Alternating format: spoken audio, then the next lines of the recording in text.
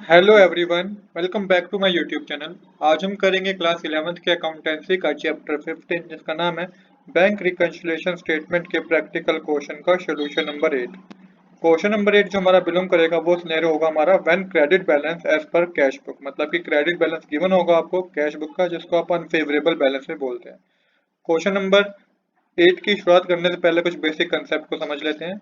जब आपका केस होगा when credit balance as per cash book, मतलब ये सिनेरियो को आप करेंगे जब आपको कैश बुक का क्रेडिट बैलेंस गिवन होगा, तब आपको करना क्या है, क्या लॉजिक आपको लगाना है। आपको कैश बुक के बैलेंस को पास बुक तक ले जाना है।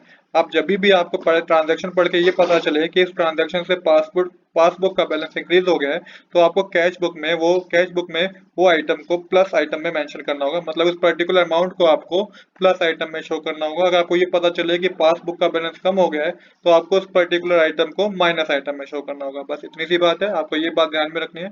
चलिए बिना देरी के शुरू करते हैं अपने क्वेश्चन नंबर 8 को। क्वेश्चन नंबर 8 हमें क्या रहा है, on 30 June 2014 the cash book of a trader show a bank overdraft of ₹2500। तो यहाँ पे बता दिया आपको कि कैश बुक का क्या बैलेंस शो है, बैंक ओवरड्राफ्ट मतलब कि क्रेडिट बैलेंस शो है जो कि 2500 है।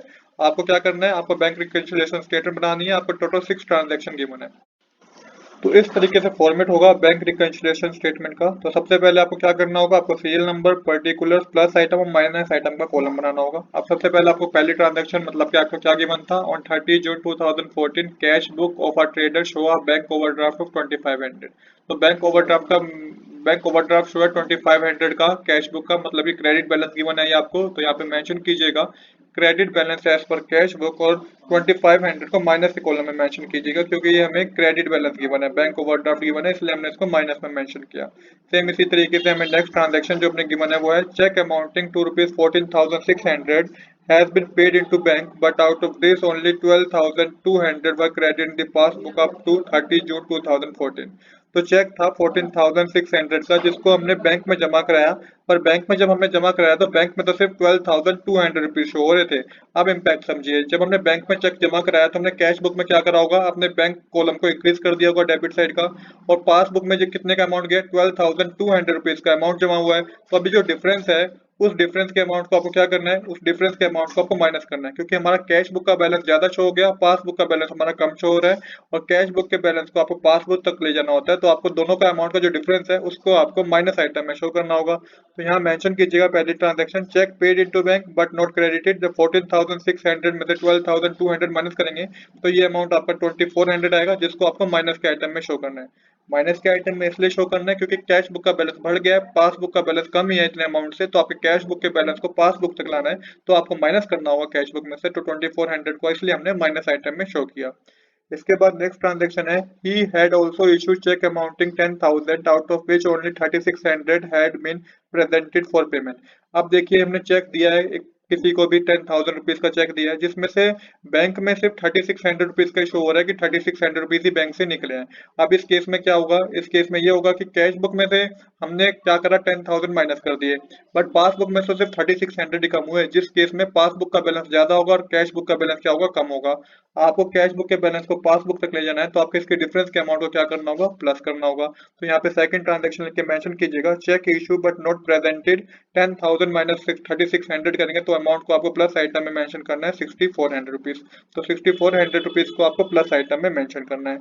अब हम करेंगे नेक्स्ट ट्रांजैक्शन। नेक्स्ट ट्रांजैक्शन क्या है, a check of 500 which he had debited to the bank account was not sent to bank for collection by mistake।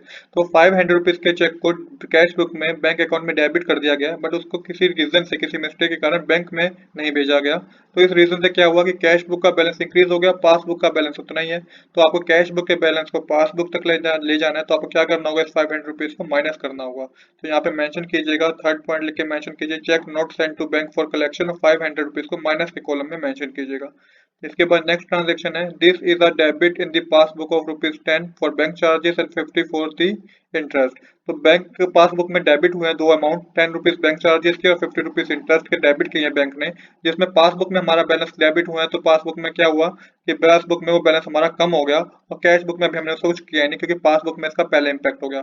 अब जब पासबुक में इसका बैलेंस डेबिट हो गया, कम हो गया, और कैश बुक में हमने इसका कोई इम्पैक्ट ही नहीं किया, तो इस रीजन से कैश बुक का बैलेंस ज्यादा शो करेगा, पासबुक का बैलेंस कम शो करेगा। आपको कैश बुक के बैलेंस को पासबुक तक ले जाना है, तो इस दोनों अमाउंट को आपको माइनस आइटम में शो करना होगा। तो यहाँ मेंशन कीजिएगा fourth point, bank charges and interest और 60 रुपीज को माइनस आइटम में शो कीजिएगा।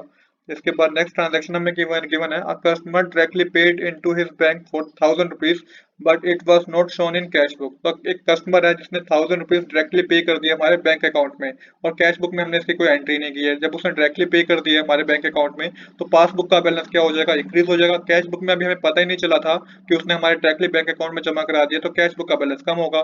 कैश बुक के बैलेंस को पासबुक तक ले जाना है, तो आपको 1000 रुपीज कैश बुक में क्या करना होंगे, प्लस करना होंगे। तो पर्टिकुलर आइटम को आपको प्लस आइटम में शो करना होगा। यहाँ पे मेंशन कीजिएगा amount directly deposit by the customer, और प्लस आइटम में 1000 रुपीज मेंशन कर दीजिए। अब करते हैं लास्ट ट्रांजेक्शन, जो कि है bank has paid insurance premium of 400 rupees according to his instruction but this is not recorded in the cash book. अब बैंक ने क्या करा, 400 रुपीज इंश्योरेंस प्रीमियम पे करा, बैंक ने पे कर दिया, तो पासबुक का बैलेंस कम हो गया होगा। कैश बुक में अभी हमने इसको रिकॉर्ड किया नहीं है। अब कैश बुक का बैलेंस उतना ही है और पासबुक का बैलेंस कम हो गया। कैश बुक के बैलेंस को पासबुक तक ले जाना है आपको, उससे मिलाना है आपको। तो आपको क्या करना होगा, 400 रुपीज आपको कैश बुक में से भी कम करने होंगे। तो यहाँ मेंशन कीजिएगा insurance premium paid by bank as per standing instruction, और 400 रुपीज को आपको किस साइड दिखाना होगा, 400 रुपीज को आपको माइनस आइटम में शो करना होगा। आपको 400 रुपीज कैश बुक में से भी कम करने होंगे। अब आपको करना है यहाँ पे बैलेंसिंग करनी है। तो देखिए हमारा प्लस आइटम का टोटल ज्यादा है, तो 7400 रुपीज आएगा, और जब आपको माइनस आइटम के अमाउंट को प्लस करके 47400 में से माइनस करना होगा, तो ये आपके पास जो आएगा ये होगा आपके पास credit balance as per passbook.